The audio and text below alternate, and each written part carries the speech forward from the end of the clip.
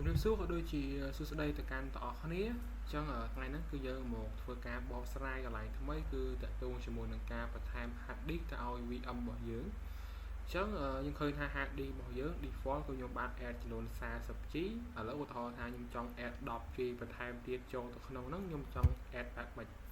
ញ្ចឹងទី1គឺយើងត្រូវ make sure ថា VM របស់យើងគឺមិនតាន់ power on ទេគឺយើងត្រូវបិទបានហាត់ទុកបិទវាសិន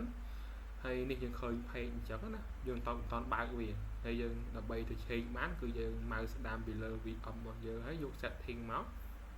នេះអានេះគឺ default disk របស់វាណាถ้าបើខ្ញុំចង់ add គឺខ្ញុំរើសកន្លែង add នេះមកហើយខ្ញុំយក hard disk next ហើយអានេះគឺ recommend ឲ្យយកហ្នឹងគេ recommend ឲ្យតោះណាយើងយកតាមគេទៅហើយអានេះគឺយើងបង្កើតទៅលើ visual disk ថ្មីខ្ញុំយក 10G ទេណា 10G ទេអូខេហើយអានេះគឺខ្ញុំដាក់វានៅក្នុង single file គឺខ្ញុំអត់បែងចែកជា file អីទេណាហ្នឹងហើយអូខេហ្នឹងហើយនេះគឺខ្ញុំអាច finish ទៅនេះគឺជា hard disk ថ្មីរបស់យើង add ប៉ុណ្ណឹងបន្ទាប់ពីខ្ញុំ add ប៉ុណ្ណឹងហើយគឺខ្ញុំត្រូវចូលទៅក្នុង VM របស់ខ្ញុំដើម្បី make sure ថាវាដើរអត់អញ្ចឹងខ្ញុំ power on VM របស់យើងហើយយើងអាចបែងចែក partition អីតាមហ្នឹងទៅហ្នឹងហើយអញ្ចឹងខ្ញុំត្រូវការបើក VM របស់ខ្ញុំបន្តិចហើយចាំពេលដែលបើកហើយយើងបន្តទៀត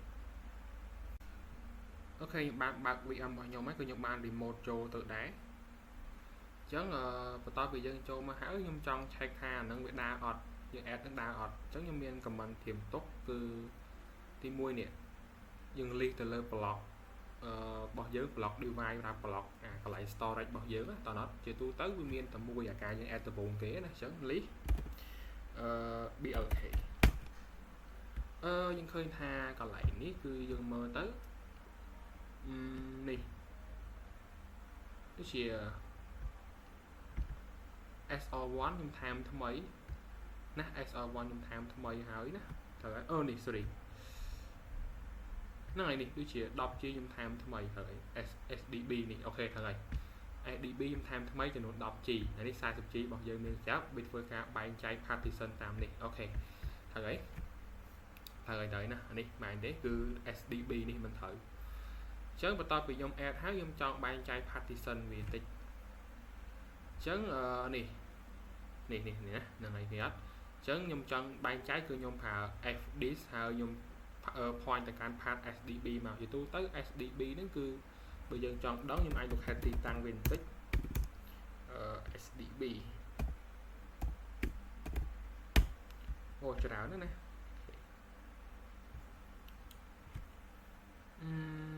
ឬក៏ខ្ញុំអាចដាក់ជាងទៅលុប head deal SDB ឬក៏ខ្ញុំ list ប្រហែលទៅណា list បើយើងដឹង path list បណ្ដោយទៅណាស្រួលមានអត់នេះ SDB មានអូខេត្រូវហើយSDB មានហើយអញ្ចឹងខ្ញុំអាចបែងចែកបានដោយប្រើប្រាស់ command sdisk deal SDB អូខេអញ្ចឹងខ្ញុំអាចដំបូងបើសិនបើខ្ញុំចង់បង្កើត partition ថ្មីខ្ញុំអាចយក option n អូខេយក default វា primary អញ្ចឹងខ្ញុំ enter ទៅអញ្ចឹង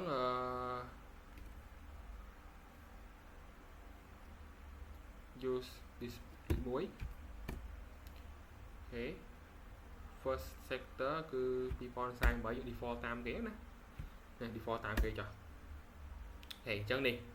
ខ្ញុំ create partition មួយណាដែរអញ្ចឹងខ្ញុំអត់អីទេអាច fit បាន